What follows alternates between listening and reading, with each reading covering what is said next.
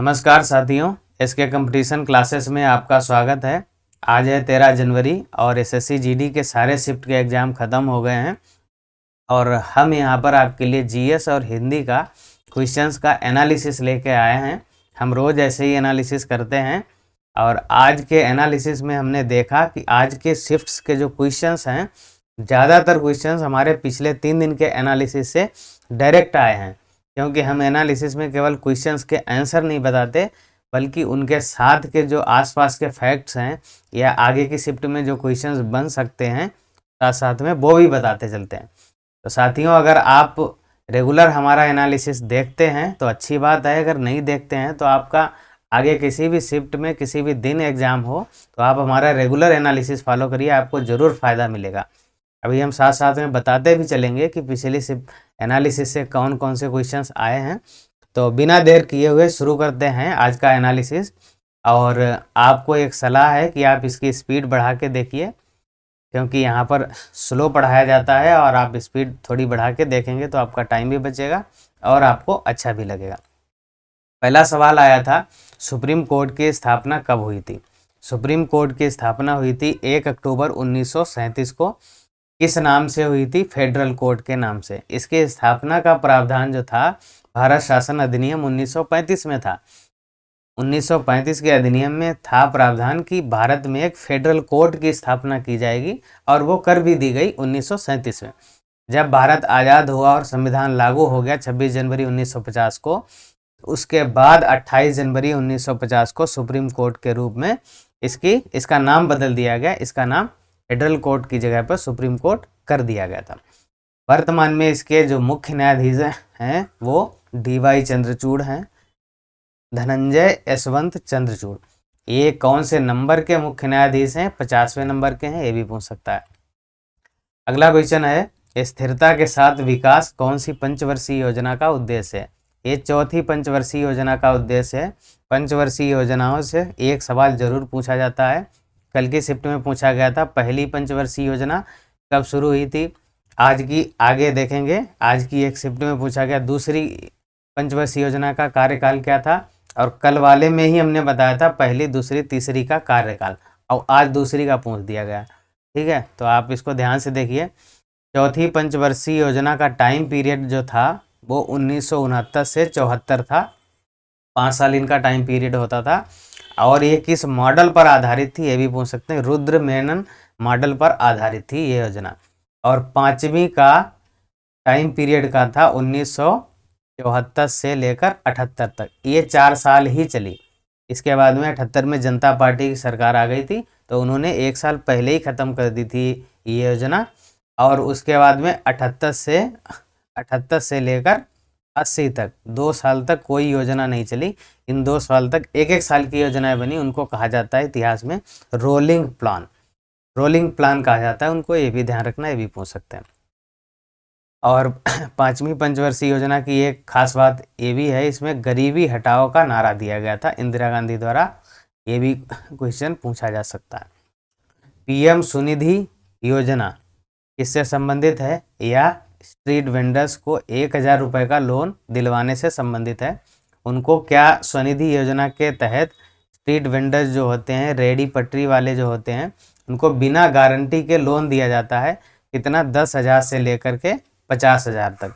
Question में option के हिसाब से 10,000 सही था आज के क्वेश्चन में, और 10,000 से लेकर 50,000 तक का लोन दिया जाता है उनको, और वो भी बिना गारंटी के। ठीक है, उनको किस लिए दिया जाता है? उन्हें बिजनेस अपना बढ़ाने के लिए। ये कोरोना टाइम में शुरू की गई थी, 1 जून 2020 को योजना ये शुरू की गई थी। यूपी का राज्यपाल कौन है? आनंदीबेन पटेल। कल पूछा था यूपी का मुख्यमंत्री कौन है, तो योगी आदित्यनाथ।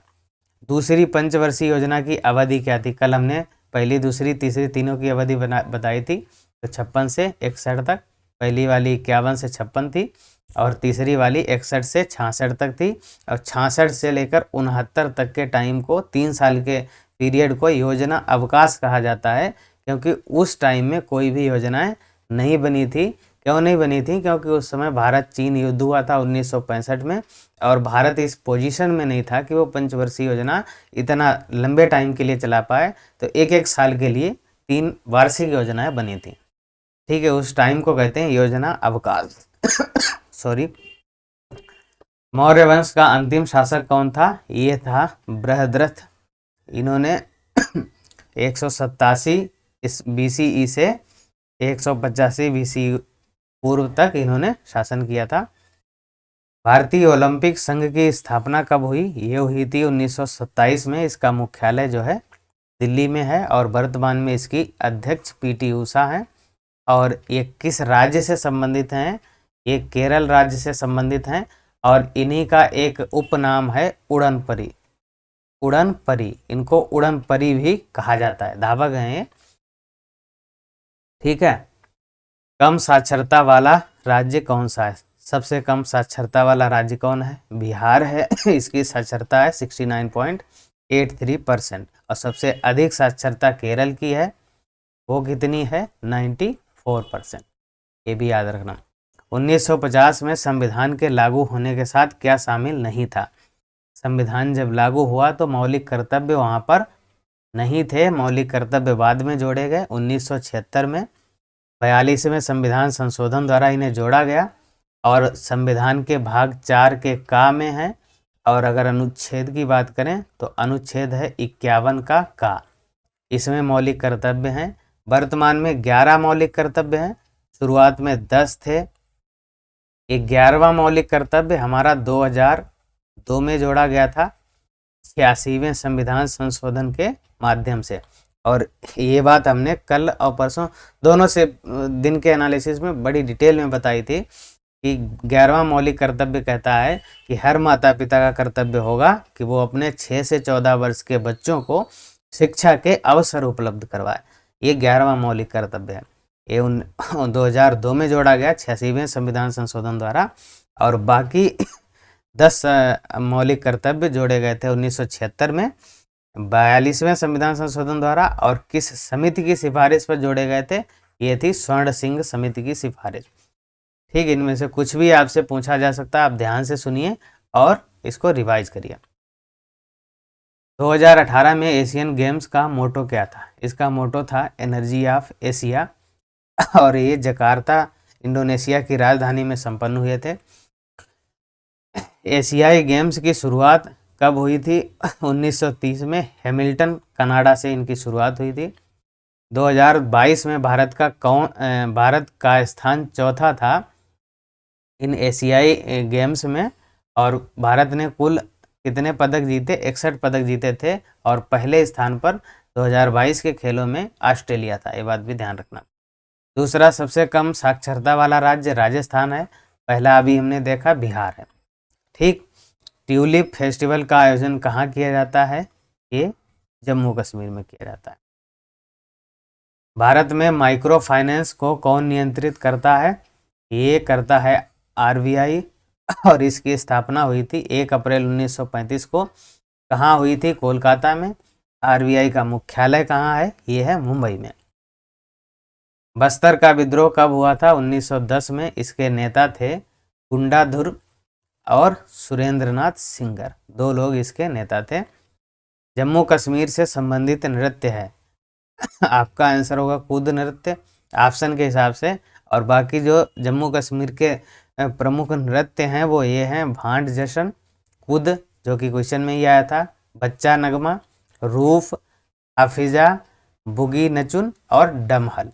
ये सारे जम्मू कश्मीर के नृत्य हैं। आप इन पर नज़र एक बार डाल लीजिए, आगे पूछा जाएगा तो आपके काम में आएगा। राष्ट्रमंडल खेल 2018 का आयोजन कहाँ हुआ था? ये हुआ था गोल्ड कोस्ट में। ठीक है। राष्ट्रमंडल खेल 2022 का आयोजन कहाँ होगा? बर्मिंघम मतलब इंग्लैंड में। और 2026 के राष्ट्रमंडल खेलों का आयोजन विक्टोरिया मतलब ऑस्ट्रेलिया में होगा और ये 2026 में मार्च में आयोजित किए जाएंगे। दिल्ली के मुख्यमंत्री कौन है? ये हैं अरविंद केजरीवाल, सबको ही पता है। और उपराज्यपाल देख लीजिए, ये हैं विनय कुमार सक्सेना। ये दिल्ली के उपराज्यपाल हैं। आगे की शिफ्ट में पूछ सकता है। ईडन गार्डन स्टेडियम कहाँ है? ये है आपका कोलकाता में। केरल की पुरुष साक्षरता दर कल की एनालिसिस में हमने बताया था पुरुष महिला और टोटल सब कुछ बताया था।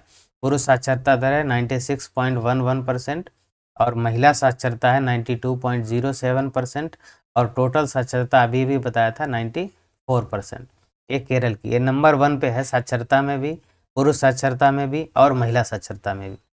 अंग्रेजों ने किस अधिनियम के माध्यम से भारतीयों को तैयार रखने पर रोक लगा दी थी? ये था भारतीय शस्त्र अधिनियम 1878।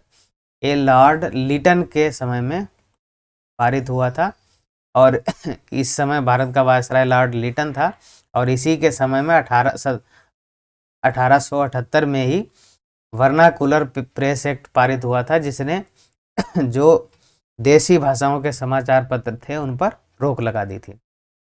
सोडियम को किस में डुबोकर रखा जाता है? ये केरोसिन ऑयल में इसको डुबोकर रखा जाता है। न्यायपालिका का प्रावधान किस देश के संविधान से लिया गया है? मतलब जुडिशरी कहाँ से ली गई है? अमेरिका से।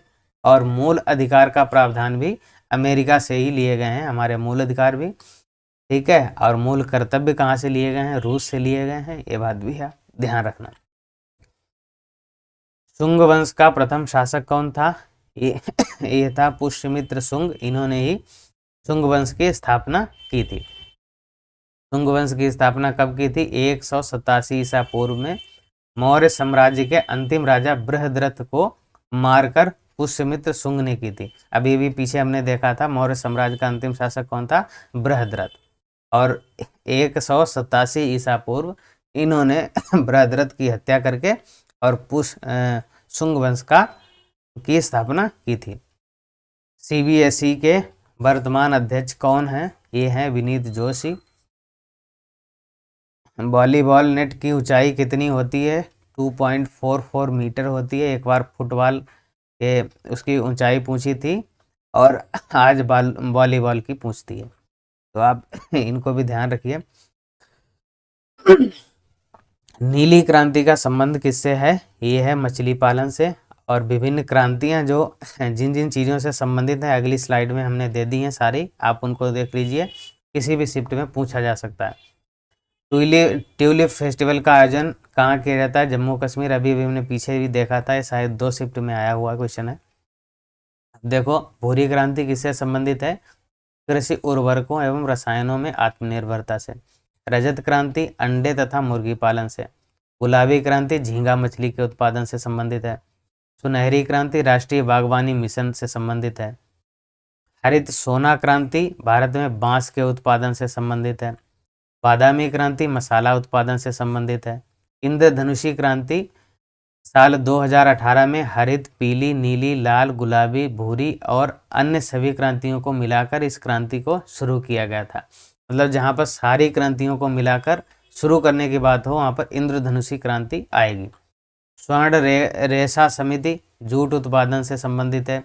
ग्रीन गोल्ड क्रांति ये चाय उत्पादन से संबंधित है। परामनी क्रांति भिंडी उत्पादन से। और वाइट गोल्ड क्रांति कपास उत्पादन से। और सदाबहार क्रांति समग्र कृषि विकास से। और सेफ्रान क्रांति केसर उत्पादन से। और स्वर्ण क्रांति फल और शहद उत्पादन से संबंधित है। 2019 में दक्षिण एशियाई खेल कहाँ हुए थे? नेपाल में हुए थे और ये इनका 13वां संस्करण था और पहला संस्करण इनका 1984 में काठमांडू नेपाल में ही हुआ था, ये बात भी ध्यान रखना।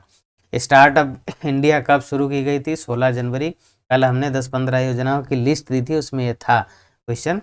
स्टार्टअप इंडिया कब शुरू हुई थी? 16 जनवरी 2016 को अरुण जेटली तत्कालीन वित्त मंत्री थे, उन्होंने शुरू की थी।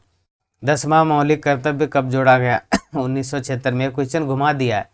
10वां क्या जोड़ा गया? 10 जोड़े गए थे 1976 में, 1 से लेकर 10 तक। उससे पहले कोई मौलिक कर्तव्य नहीं था, तो 10वां पूछा गया था, तो 1976।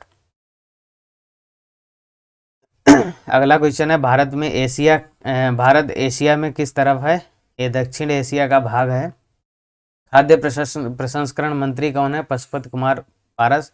कल हमने पूरे मोदी मंत्रिमंडल की सूची भी दी थी आपको, उसमें ये क्वेश्चन था, तो अगर आपने देखी होगी तो आज सही हो गया होगा। खेलो इंडिया यूथ गेम्स 2022 कहाँ हुए? ये जबलपुर मध्य प्रदेश में हुए। यह इनका 5वां संस्करण था। अब हिंदी के कुछ क्वेश्चन देखते हैं। आकाश का पर्यायवाची है नभ, अंबर, व्योम, गगन, ये सारे आकाश के पर्यायवाची हैं। प्रज्वलित का अर्थ है उदीयमान, दीप्तिमान। इंद्र का पर्यायवाची मेघराज, सुरेश, सुरेंद्र, सुरेश, देवराज। जैसी करनी वैसी भरनी, इसका मतलब हुआ जैसा आप करोगे वैसा ही भरोगे, मतलब जो तुम्हारे कर्म है वही आगे आएंगे, इसका मतलब ये हुआ। आसान है, हिंदी आसान आ रही है। जिसमें शक्ति ना हो उसको क्या कहते हैं, दुर्बल। पत्नी के पर्यायवाची भार्या, अर्धांगिनी, प्रियतमा। कमल का पर्यायवाची जलद, पंकज, नीरज। उन्नति का विलोम अवनति। ठीक है। आज की क्लास में इतना ही। आप देखते रहिए रोज का एनालिसिस। कल फिर इसी टाइम पे मिलेंगे कल के एनालिसिस के साथ में। और अगर आप चैनल पे नए हैं तो चैनल को सब्सक्राइब करके बेल आइकन दबा लीजिए ताकि नोटिफिकेशन आपको टाइम से मिलता रहे। और वीडियो अच्छा लगा है, पसंद आया तो लाइक ज़रूर कीजिए, और कुछ कमी रह गई हो तो कमेंट में ज़रूर बताइए। चलिए मिलते हैं कल इसी टाइम पे, तब तक के लिए टेक केयर। थैंक यू यहाँ तक देखने के लिए।